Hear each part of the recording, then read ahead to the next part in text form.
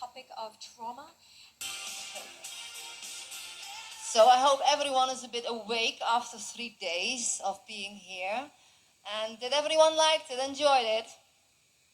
Yes, perfect. Okay. I will introduce myself quickly. This morning I was also in a panel and I introduced myself, but for the people who were not here, my name is Yvonne Schimmel and I'm from the Netherlands and living in London. And I'm a holistic practitioner, and that means that I work not only physical but also mental, and that is actually what we have been hearing the whole conference here, how important mental health is. So it's a holistic approach of getting someone better again.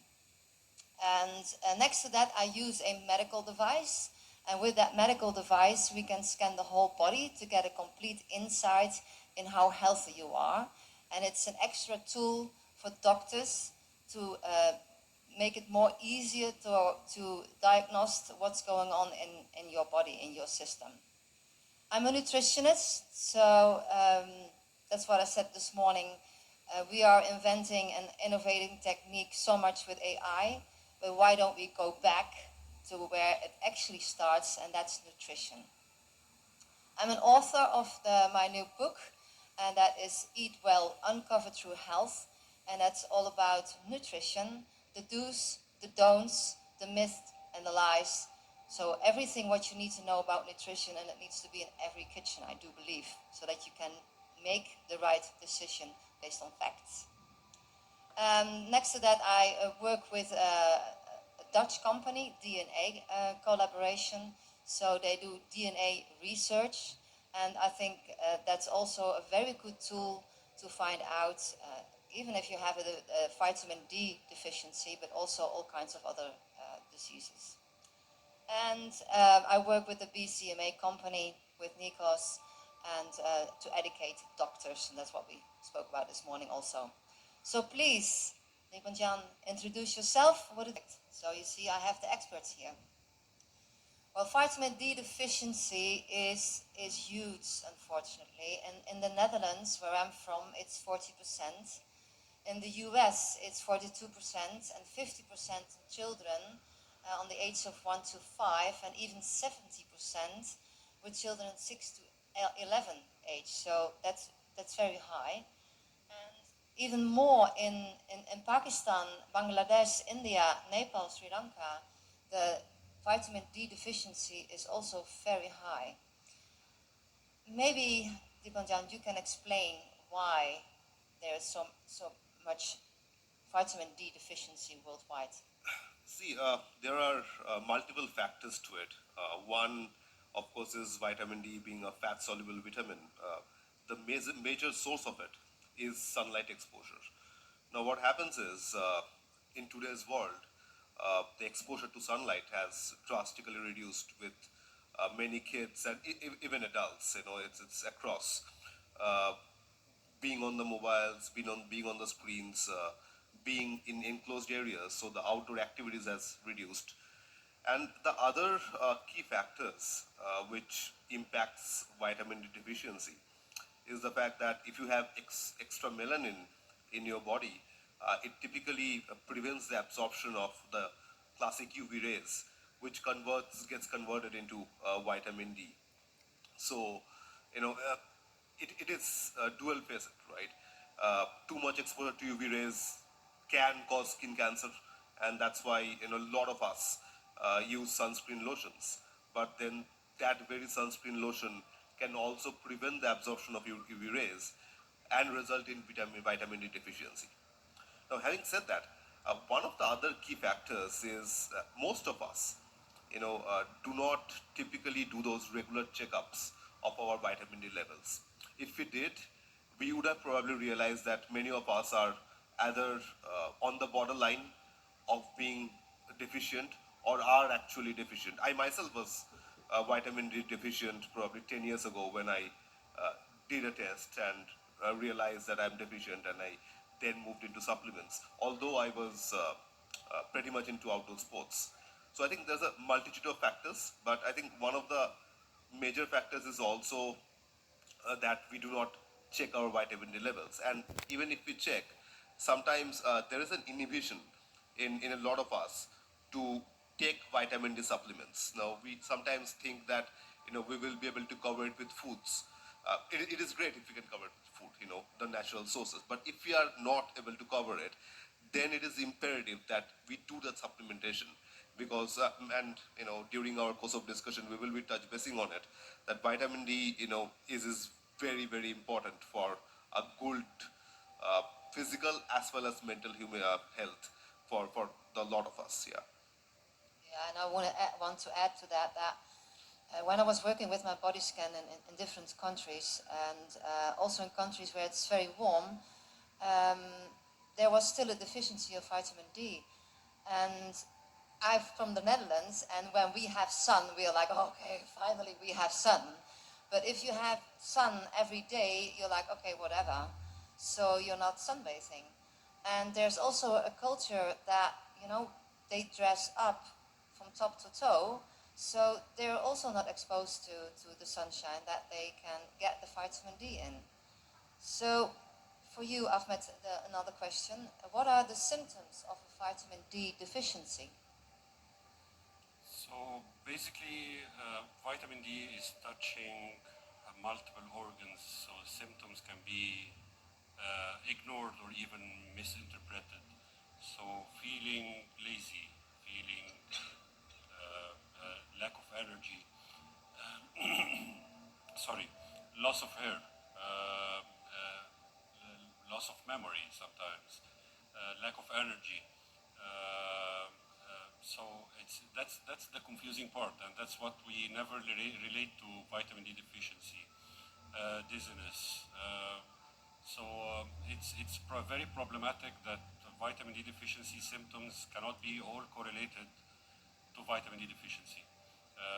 No one can pinpoint, yes, that loss of hair is vitamin D deficiency. It might be first comes to, okay, what was the latest shampoo or conditioner that I use? So it's very confusing. And actually, loss of concentration, for example, could be vitamin D deficiency. Vitamin D is very elemental to many processes in our organs. So no one can think that this multiple organ, I cannot say failure, it's too serious to say failure, but multiple organ dysfunction can be all related to vitamin D deficiency. So yes, it's impacting every organ, and I'm sure that once we go to the discussion, we can say that it doesn't only impact every organ, it impacts every stage from the pre-gestation, or let's say from the gestational period, from the infants, from the first trimester, from the gestational period for the kids. I cannot say kids here, from the embryos until the geriatrics. Vitamin D deficiency can touch a developmental stage. So vitamin D deficiency, let's say, for example, from the embryos, vitamin D deficiency for the pregnant ladies can cause preeclampsia, which might lead to multiple organ failure, really serious. Can lead to premature labor. Vitamin D deficiency for the mother can lead to anemia. Vitamin D deficiency in the third trimester can lead to hypertension or can lead to low birth weight. Vitamin D deficiency for the newborn can lead to rickets or bone fractures. Vitamin D deficiency as we grow old can lead to neurodegenerative disorders. Parkinson's disease can lead to several organ problems. Even across the adolescence, vitamin D deficiency can lead to acute respiratory tract infections. Vitamin D is helpful for the immune system. So I cannot summarize in a single answer, a simple answer for this, but it's very serious, and we cannot relate it to vitamin D deficiency, and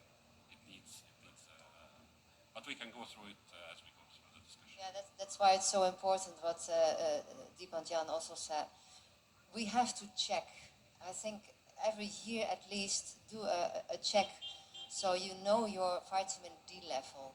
And coming back to that, what would be a good vitamin D level? Yeah, no, this is a question which has probably interpreted differently in a lot of different parts of the world.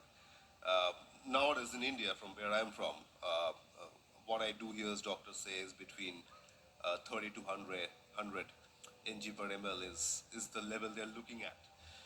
But then in other parts of the world, the interferences can be different. You know, I do know in some parts they say it's 30 to 120. Some parts they say it's lesser, maybe 30 to 50, 30 to 60.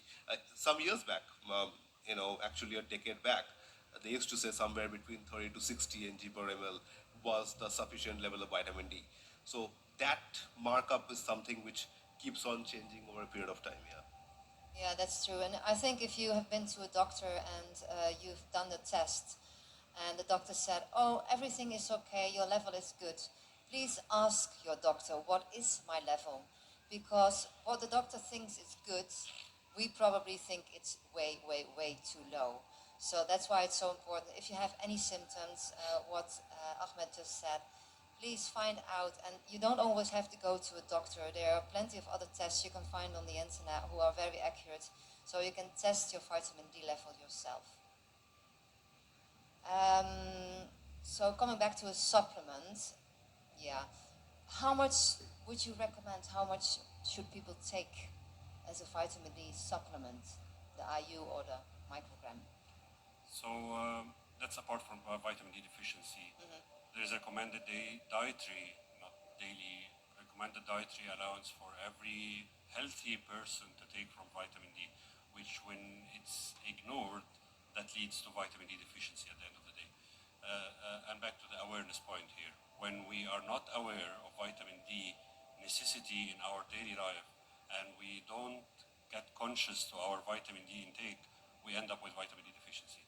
For children with the age of 0 to 12 months, they should have an average of 400 international unit vitamin D per day. And for above this age, it should be an average of 800 to 1,000 international unit per day. That's as per different guidelines, among them the WHO guidelines, which is really serious because if it's not taken, and it's usually oversight from everyone, because we don't usually take mushroom every day, which is the highest veggie that contain vitamin D, or we don't usually are keen on having few handful of almonds every day. So, or milk, a sufficient amount of milk. We are not so conscious to such amount of intake, but that's really essential. So if we are talking about supplement, yes, that's the supplement needed. But if we are experiencing a deficiency or insufficiency, a treatment should be needed. Do you want to say anything about that? No, I think a very fair point. So, especially from a deficiency perspective, I have seen, at least in India, healthy adults, being prescribed something like 60,000 IU, once every 3 weeks, before your vitamin D levels get normalized. Of course, they're very, very deficient, so it depends, but I have also seen high amounts of vitamin D IUs given if they really find someone is like strongly deficient in vitamin D. And then, of course, you keep on checking, and once your levels are up in the normal range, then you take the sustainable units or you move back to your food like mushrooms, cod liver oils, fatty fishes, and try to maintain the vitamin D here. Sorry, I'm just adding to this also. Please do not get shocked at all if you have been prescribed vitamin D up to 300,000 international unit. This is a loading dose for people who are coming very severe or very deficient, severely deficient, because this is a loading dose. And I kept usually, and sorry for this very basic description, I kept usually looking at vitamin D as an empty glass that you should immediately fill once you are aware that it's empty. So fill it as soon as you are aware it's empty. Fill it with a high loading dose. There is no serious side effect of having a high dose vitamin D. Sometimes it's taken intramuscular injection. So the sooner the better that you fill it. No side effects of having it. And sometimes it's taken as a maintenance dose once every 6 months. So once you are aware that you are vitamin D deficient, start as soon as possible. and regardless the frequency of the dosing. Sometimes 300,000 injection every 6 weeks, sometimes 50,000 oral capsule or even oral shots every week until it gets corrected, but start as soon as possible, as soon as you are aware that you are deficient.